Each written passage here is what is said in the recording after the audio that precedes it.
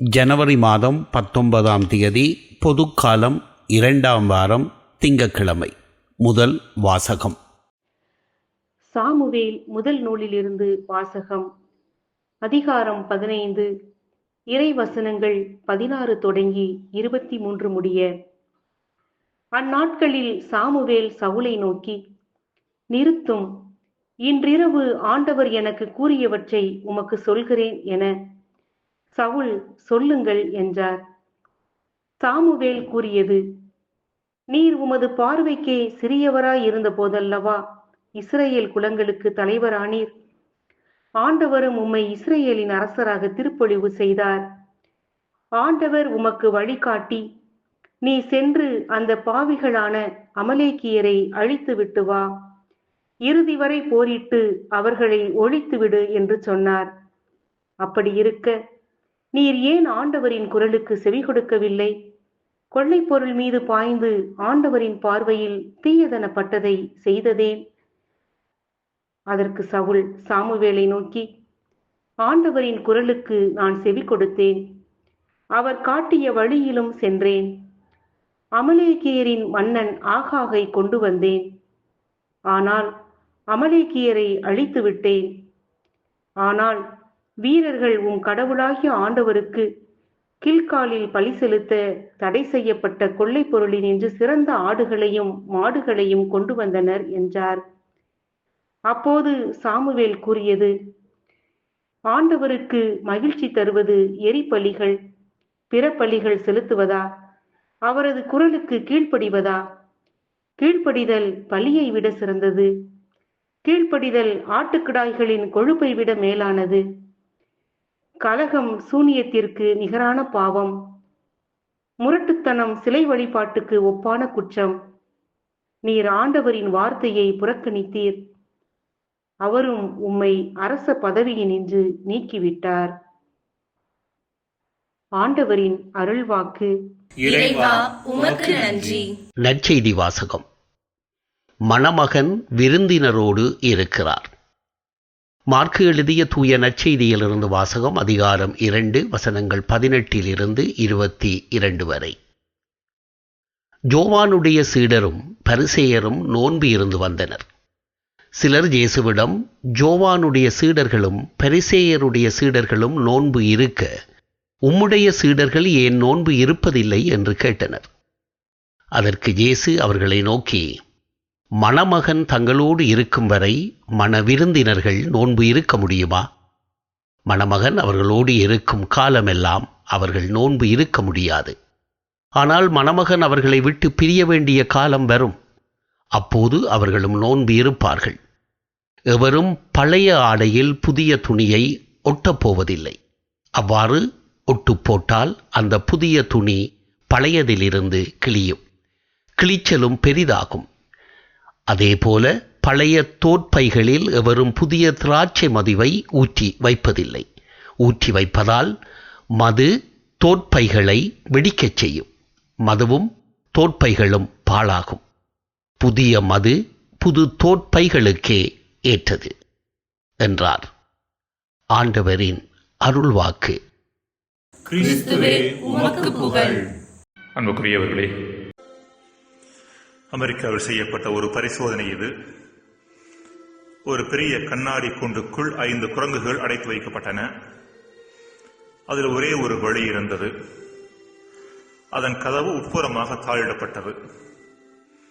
அப்போது ஒரு குரங்கு தாழ்பாலை திறக்க முயற்சித்தது. உடனே மேலிருந்து எல்லா குரங்குகள் மீதும் சுடுதண்ணீர் ஊற்றினார்கள். கொஞ்ச நேரம் கழித்து இன்னொரு குரங்கு தாழ்பாலை திறக்க முயற்சித்த போது மீண்டும் சுடுதண்ணீர் ஊற்றப்பட்டது. இவ்வாறு மேலும் ஒரு சில தடவைகள் நடந்தன. தாழ்பாலை திறக்க முயற்சிப்பதால் தான் சுடுதண்ணீர் ஊற்றப்படுகிறது என்பதை குரங்குகள் புரிந்து கொண்டன. எனவே ஏதாவது ஒரு குரங்கு தாழ்பாலை திறக்க முயற்சித்தால் உடனடியாக மற்ற 4 குரங்குகளும் அதை தடுத்தன. அடுத்து ஆய்வாளர்கள் ஒரு குரங்கை வெளியே எடுத்துவிட்டு இன்னொரு புதிய குரங்கை உள்ளே போட்டனர். புதிய குரங்கு தாழ்பாலை திறக்க முயற்சித்த போது மற்ற 4 குரங்குகளும் வேகமாக தடுத்தன. கொஞ்ச நேரம் கழித்து வேறொரு குரங்கு உள்ளே போடப்பட்டு ஒரு பழைய குரங்கு வெளியேற்றப்பட்டது. மீண்டும் புதிய குரங்கு தாழ்பாலை திறக்க முயற்சித்த போது மற்ற 4 குரங்குகள் தடுத்தன. ஒரு கட்டத்தில் உள்ளே இருந்த 5 குரங்குகளுமே புதிய குரங்குகளாக இருந்தன.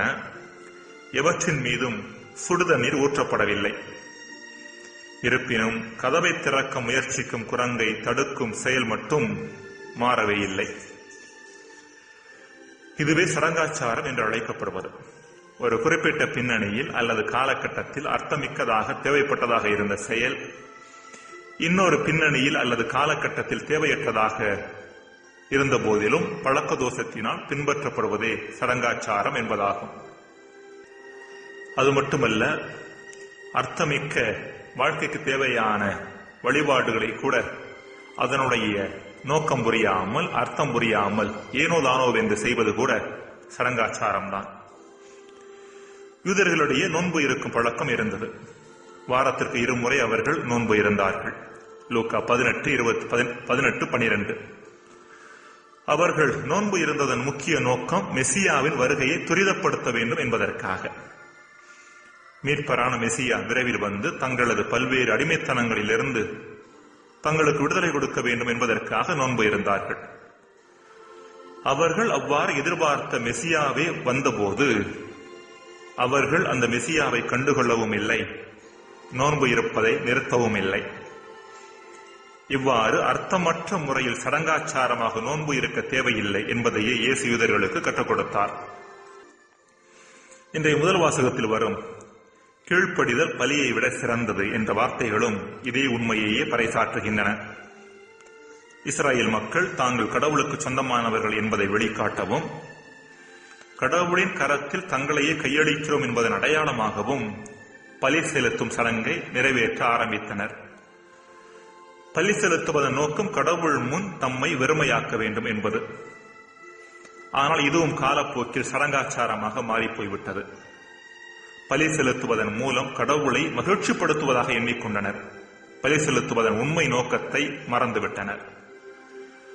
சவுல் அரசர் அமலேக்கியர்களை வெற்றி கொண்ட பின்பு தடை செய்யப்பட்ட கொள்ளை பொருள்களிலிருந்து சிலவற்றை எடுத்து பலி செலுத்தினார். இதன் மூலம் கடவுள் மகிழ்ச்சி அடைவார் என்று எண்ணினார். இங்கு 2 பிரச்சனைகள் உண்டு. ஒன்று, தடை செய்யப்பட்டவற்றிலிருந்து பலி செலுத்தியது. இரண்டாவது, பலி செலுத்துவது இறைவாக்கினரான சாமுவேலின் வேலை. அதை அரசராகிய சவுலே செய்தார். இதுவே கலகம் என்று முதல் வாசகத்தில் சுட்டிக்காட்டப்படுகிறது. பலி செலுத்துவதன் மூலம் கடவுள் மகிழ்ச்சி அடைவார் என்று எண்ணிய சவுலிடம் சாமுவேல் இறைவாக்கினர் பலி செலுத்துவதால் அல்ல, மாறாக அவருடைய வார்த்தைக்கு கீழ்ப்படிவதால் மட்டுமே இறைவன் மகிழ்ச்சி அடைவார் என்பதை அவருக்கு எடுத்துரைத்தார். அன்புக்குரியவர்களே, நம் வழிபாட்டில் பெரும்பகுதியை நாம் சடங்காச்சாரமாக அணுகிறோம் என்பது முற்றிலும் உண்மை. அர்த்தமே புரியாமல் கடமைக்காக ஏனோ தானோ வென்று வழிபாடுகளில் பங்கெடுப்பது சடங்காச்சாரத்தின் வெளிப்பாடே. இப்படிப்பட்ட சடங்காச்சாரம் நமக்கு மட்டும் சுமையாக இருப்பதில்லை, கடவுளுக்கும் சுமையாக இருக்கிறது. கடவுளும் இப்படிப்பட்ட சடங்காச்சாரமான வழிபாட்டை விரும்புவதில்லை. ஜெபம். இறைவா, எங்களது ஜெபம் மற்றும் வழிபாட்டு முயற்சிகளை சரியான மனப்பக்குவத்தோடும் ஈடுபாட்டோடும் அணுக வரம் தாரும். ஆமேன்.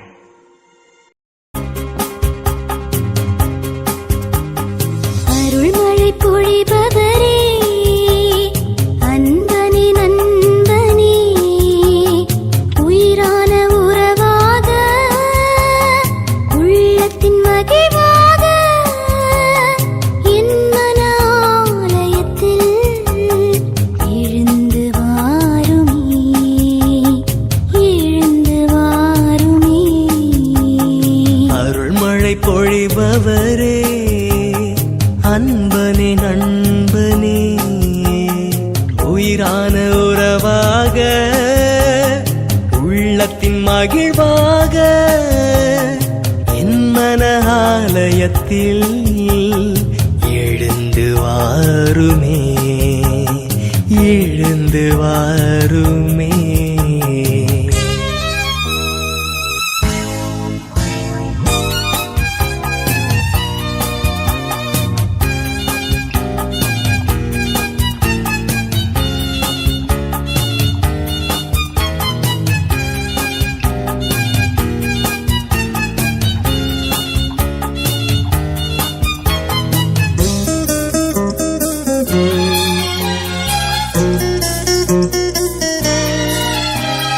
ராஜாதி ராஜனே எல்லாம எனக்கு இருப்பவரே உமது வரவினை எண்ணியே என் மனம் ஏங்கி தவிக்கின்றது.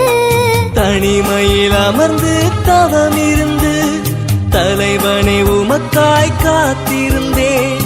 கோடியாய் மலர்கள் கொண்டு வந்து உன் திரு பாதத்தில் பூஜை செய்தேன். உம்மை நம்பி வாழும் என்னை உமது கிருபையால் நிரப்ப வரும்.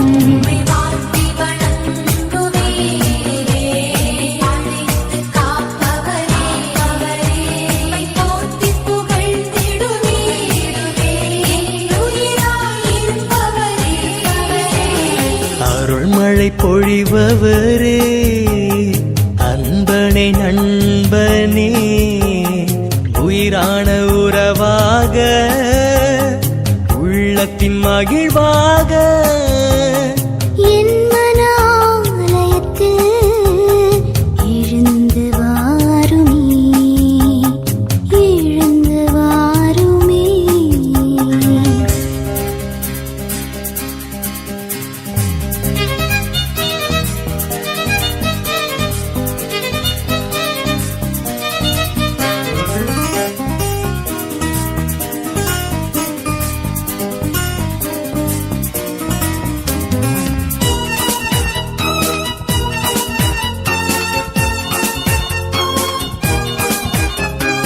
இருளினில் தடுமாறும் வேளையில் ஒளியாகி உதயம் நான் காணவா.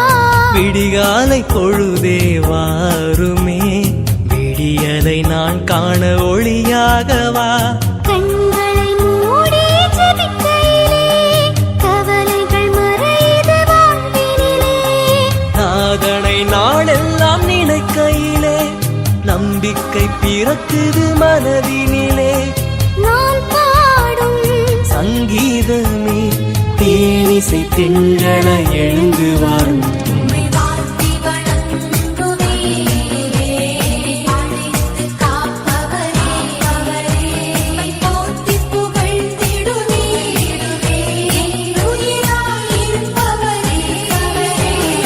அருள்மழை பொழிபவரே அன்பனே நண்பனே உயிரான உறவாக உள்ளத்தின் மகிழ்வாக என் மன ஆலயத்தில் எழுந்து வாருமே, எழுந்து வாருமே.